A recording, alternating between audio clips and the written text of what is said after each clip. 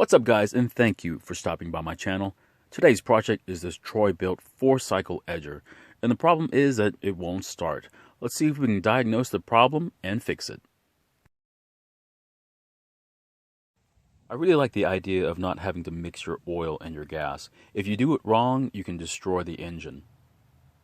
The good thing about this edger is it's very light, so using it doesn't wear you out. According to this sticker on top of the edger, it's about 6 years old. However, if you take a look at its overall condition, it doesn't look like it's been used much in those 6 years. This edger came with gas in it, so why not go ahead and check to see what kind of gas they were using and its overall condition. You can't tell that much about the gas while it's in the gas tank, so let's go ahead and pour it into a glass jar and take a good look at it. Good news is that there's no water in the gasoline, so we might actually be able to use it. The other good news is that it looks like it's been stabilized because this color isn't normal. I went ahead and poured the gas back into the fuel tank because I think we can use it. Also, before you try to start this thing up, make sure you follow the directions for this particular machine. Another good sign that this edger is going to run is that the primer bulb is actually filling up with gas. Sometimes if you have a bad carburetor issue, it won't even allow you to do this. And on this particular engine, there's also a choke if it happens to be under 40 degrees. I hate to say it, it's under 40 degrees, so let's go ahead and use the choke.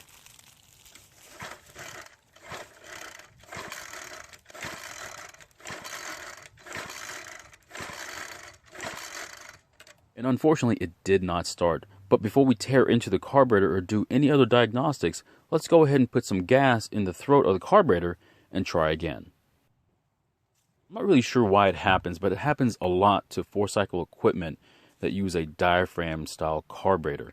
I've torn into them just to replace the diaphragm, and the diaphragms are usually in really good shape. So sometimes they're just really tough to start, and sometimes you have to add a little gas just to help them out.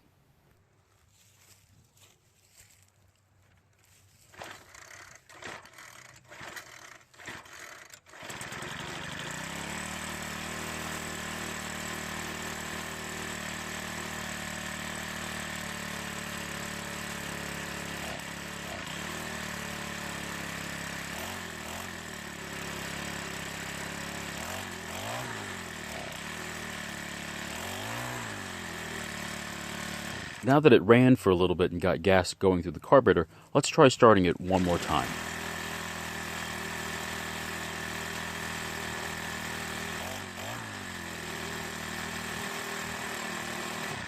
I let the engine cool back down and I tried starting it one more time and it started just fine.